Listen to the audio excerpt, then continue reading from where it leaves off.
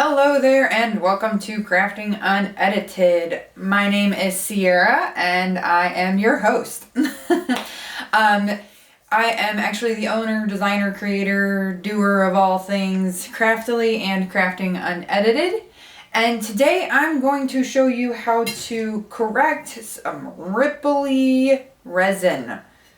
We're going to leave it with that. I like that.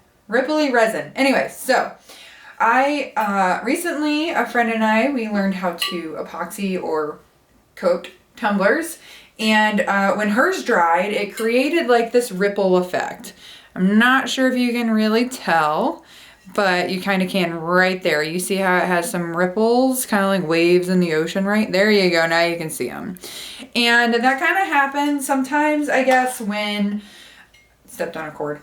It happens when the coat of epoxy or resin was not layered evenly or like laid out evenly. So what we did was we used gloves and we just kind of smeared it on there. And then I don't think that I had my spinner going fast enough. I think that it was a little slow for the process. So how to fix this mess? Granted, it doesn't look too terrible if you're just looking at it like a normal person, but me and my OCD cannot handle it, and I would never give this to a customer. Ever. Just can't do it. So, what you'll need, your flopper of a tumbler, your ripply resin tumbler, some light grade sandpaper. You don't need anything super heavy duty, just something light. Oops. And some more epoxy and your spinner. That's really it. Seriously. Ripply resin tumbler, sandpaper, epoxy or resin, whatever you're using. Could be the same thing. I don't know. And your spinner. All right, so the first thing you're gonna do is you're just going to very lightly go over the cup, the tumbler with the sandpaper. I'm gonna fold this because it's easier. And all that, there is really no right or wrong way of doing this. You just want to make sure that you get all surfaces with this sandpaper, especially the surfaces that you want the resin to stick to, because what resin does, or epoxy, whatever you want to call it, is it sticks to rough surfaces. If it has a smooth surface, it's not going to stick. It has to be a little rough around the edges. And also, when you do this, you can kind of see where the ripples are a bit more in detail. See? You see all the white lines? Those are the ripplies. So we're just going to, like I said, lightly give it a little rough handling here. Make sure you get all the sides, like so. Anywhere that you put resin on it the first time. Some people think that you should wear a mask and a respirator and maybe some gloves because you really don't want to get the stuff in your eyes or your mouth. I'm not using pure epoxy, so I'm not overly concerned. And my room is pretty ventilated. There's a window open back there. I'm also trying not to breathe it in too much, but if I do have to breathe, we're good. If going by epoxy resin because of beautiful tumblers that I create is how I go, then I like to live on the wild side. All right, so we've got pretty much all surfaces very touched here. My only worry is that where the deeper rough ripples are not rough. So that's why I'm giving it a little more. There we go. That should be good. So you can kind of see here now where all of these ripples are. Once my camera decides to focus, there we go. You see all the ripples? Roughly ripples. All right, so set that down, brush off or wipe off the powder from the resin or epoxy. And what I'm going to do is take a napkin and some rubbing alcohol. You can use water if you want, but I wouldn't recommend it. Alcohol is probably better. Just gonna put a little bit on the napkin here, not too much. And kind of just go over it, get any residue off, any of that powder off of the surface here.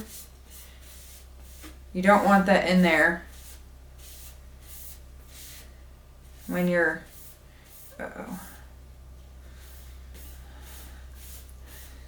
putting that epoxy back on it. Alrighty.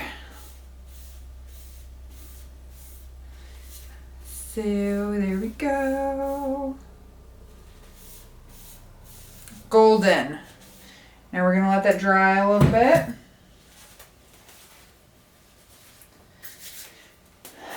Oh, you need gloves to recoat your tumbler, right?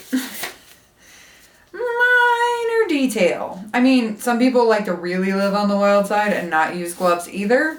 I'm not that much on the wild side, right? So I like to use gloves. Plus it protects my rings. So then you're going to, once your tumbler is dry, pop it on your spinner here. I need to open mine up a little bit. And I've already prepped my epoxy. And I've said this before in one of my other videos, I use a 2-part, it's amazing clear casting 2-part cast and coating resin. There we go. So, got my cup on my spinner, and I've got my resin here. Just gonna give it another little mix, just because it was sitting for a little bit. And then we're gonna just pour it on like we did the first time, but I'm not gonna use my gloves, I'm gonna use this stick. That way it's a little more even. Epoxy is self-leveling, so it shouldn't have done that dramatically, I guess. So I'm not entirely sure what went on. Maybe the temperature in the room wasn't high enough, or maybe there wasn't enough on it. I don't know, still a learning process, but I know how to fix it, so that's what matters, right? Alrighty, so we're just going to pour it on there and spread it out. This is the part where I wish that I had the editing software to fast forward through this for you, but that's okay. So we're just going to kind of make sure that we get it everywhere. A little dribble.